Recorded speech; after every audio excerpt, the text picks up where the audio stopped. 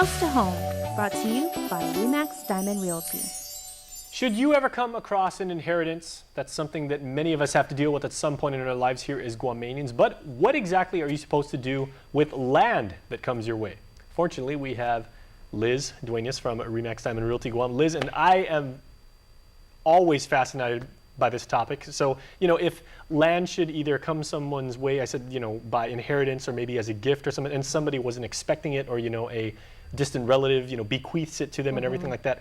What options do we have now? And, I'm thinking, am I going to be hit by like some massive property tax? And, I've got so many different questions. Questions about it. Well, our culture is about the land. And I know families normally have had land passed on from generations. So the objective for our local family is to at least pass on land to our families. I know my dad came from the Philippines and my mom's from Guam, but they didn't have property that was deeded to them by family. So they had to work hard, and there was 11 kids in the family. And by the time my dad passed away, each of the children had a piece of land. I mean, that was their goal. Their goal was to buy property and then pass that on to all the children. So at least culturally, land is of value for our local community. So I felt like this topic was important because there are families out there that their parents pass away or their grandparents pass away, and they've got this property that they don't know how to deal with it. So for example, if there's 5 or 6 in the family and you were deeded a piece of land, the question is, okay, how big is the property? So if it's 10,000 square meters, how can we divide that among the siblings? So normally, of course, you would get a surveyor. We as agents can assist. We've had people call us and say, we've got this piece of land, what do we do with it? So we normally look at it, we'll say, okay, we need the map, we need the legal description, and we'll look at the size of the property. So if there are 6 kids, what can we do with this piece of property so that each of them has a parcel? So if it's, again, zoning is critical. The zoning will dictate as to what you can do with that property. So if it's agricultural zone, you could probably cut that lot up into half-acre parcels. If it's residential zone, you can cut that up to 929 square meters of land. So then you calculate, well, how many kids do you have? How many parcels can we cut it up into? So for example, if it's a larger parcel, then each sibling, if they got a big parcel, that could be, again, once they've deeded it to them, then they could cut that parcel up. And then they could pass that on to their children. But the key element here is your zone. Your zone will dictate what could be done with that property. So we'll usually look at it and we'll give them advice. You can have so many parcels. Of course, we'd have to bring in a surveyor and he would look at it. That's my big thing, because I was like, okay, Yes. once I figure out what zone I'm working with and everything, then I want to know how much is the property actually worth, and what's the value.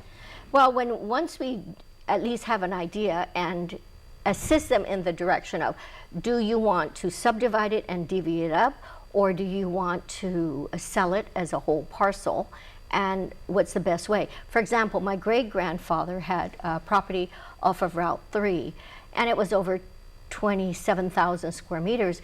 It was a big clan. I think there were like 10 clans in the family or more, and what they had to do was evaluate what can we do with that, and the highest and best use was to actually sell it and then divvy up the value of the proceeds to all the remaining heirs. So that was what happened, because the location was not suitable for residence or farming or whatever, because there was an industrial area, and with the buildup, that location was prime. So for the family, the best thing to do was to sell it and then let the future owner develop it. So we eventually put it on the market and sold it, but it fit what the family needed.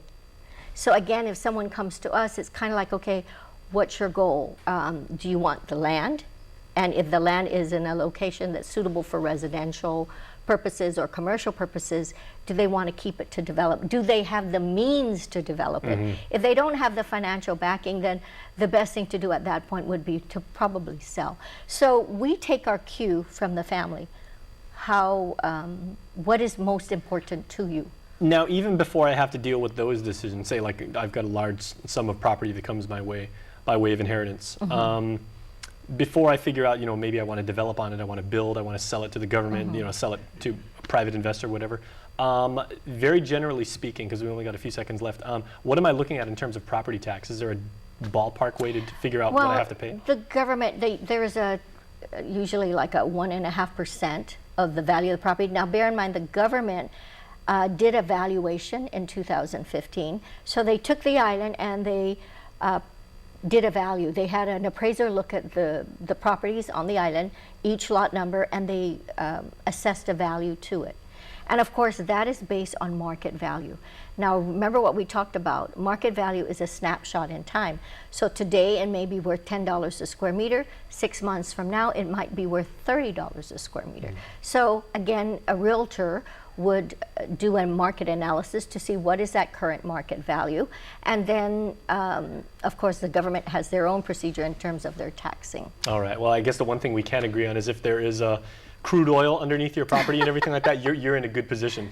You work for the Beverly Hillbillies. Yes, that's right. All right. Thanks so much, Liz. Thank you. All right. Thank you for watching. Always a good time with our friends at RE/MAX Diamond Realty. Please stay tuned.